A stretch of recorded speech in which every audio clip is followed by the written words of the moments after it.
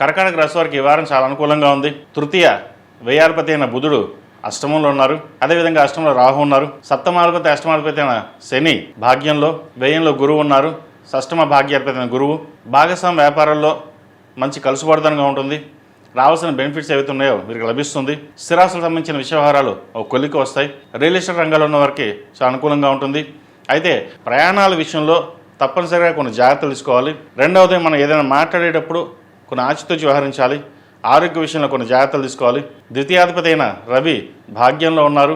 మీరు ఏదైనా ఒక కార్యక్రమం తలపెడదాం అని అనుకుంటే అది దిగ్విజయంగా పూర్తవుతుంది.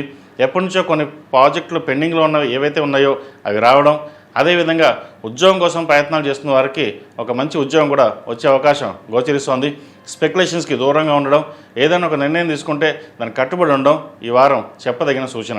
దైవానుగ్రహం వల్ల మీకు ఏదైతే కోరుకుంటున్నారో అది ఈ వారం సాధ్యమైనంతవరకు నెరవేరే అవకాశాలు గోచరిస్తోంది. అదేవిధంగా వివాహ సంబంధించిన వ్యవహారాలు ఒక కొలిక్కి వస్తాయి. పిల్లలకు మంచి సంబంధం కుదురుతుంది. అదేవిధంగా పిల్లలు విద్యలోనూ వృత్తిలోనూ బాగా రాణించగలుగుతారు.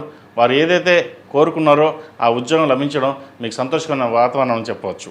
అదేవిధంగా బంధుమిత్రులతో మాట్లాడేటప్పుడు ఆచితూచి వ్యవహరించాలి. అదేవిధంగా భూ సంబంధించిన వ్యవహారాలు, రియల్ ఎస్టేట్ సంబంధించిన వ్యవహారాలు, సాఫ్ట్వేర్ రంగంలో ఉన్నవారికి, సినీ కళారంగంలో ఉన్న వారికి పేరు ప్రఖ్యాతలు లభిస్తాయి. అనుకోని పదవి వచ్చే అవకాశం గోచరిస్తుంది. రాజకీయ రంగంలో ఉన్న వారికి ఈ వారం చాలా వరకు కాలం అనుకూలంగా ఉంది. ప్రయాణాల విషయంలో ముఖ్యంగా సెల్ఫ్ డ్రైవింగ్ విషయంలో జాగ్రత్తలు తీసుకోవాలి. విద్యార్థులకు సాధ్యమైనంత వరకు మీరు కష్టపడతారు. కష్టానికి ప్రతిఫలం కొంతవరకు లభిస్తుంది. ఏదైనా సరే దైవానుగ్రహం తోడు ఉంటుంది. ప్రతిరోజు దక్షిణామూర్తి స్తోత్రం పఠించడం, దుర్గా స్తోత్రం పఠించడం చెప్పదగినది. ఏదైనా అప్లికేషన్ ఫిల్ చేసేటప్పుడు, విదేశాలకు సంబంధించిన వ్యవహారాలు వెళ్ళేటప్పుడు, చూసేటప్పుడు గణపతి స్వామి వారికి దండ పెట్టుకుని కొబ్బరికాయ కొట్టి ముందుకు వెళ్ళండి. మంచి ఫలితాలు సంప్రాప్తిస్తాయి. ఈ రాశిలో జన్మించిన స్త్రీలకు వృత్తి ఉద్యోగాల పరంగా, వ్యాపార పరంగా చాలా వరకు సానుకూలంగా ఉంటుంది. భాగస్వామ్య వ్యాపారాలు చక్కగా కలిసి వస్తాయి. చేసే పనిలో ఉత్సాహం ఉంటుంది. ఏదైనా సరే ఈ ఉత్సాహంతోనే మరింత ముందుకు సాగాలి అనే భావంతో ఉంటారు. మీరు తీసుకునే నిర్ణయాలు ఏవైతే ఉన్నాయో అందరికీ ఆమోదయంగా ఉంటుంది.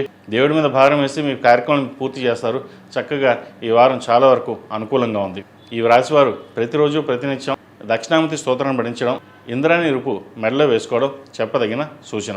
ఈ రాశిలో జన్మించిన వారు ప్రతిరోజు ప్రతినిత్యం ఓం నమః శివాయ దీపారాధన చేయడం చెప్పదగిన సూచన. ఈ రాశిలో జన్మించిన వారికి కలిసి వచ్చే సంఖ్య 9, కలిసి వచ్చే రంగు లెమన్ ఎల్లో. ఏదైనా పని మీద బయటకు వెళ్ళేటప్పుడు సోమవారం కానీ గురువారం అడిగిన వెళ్ళండి. మంచి ఫలితాలు సంప్రాప్తిస్తాయి.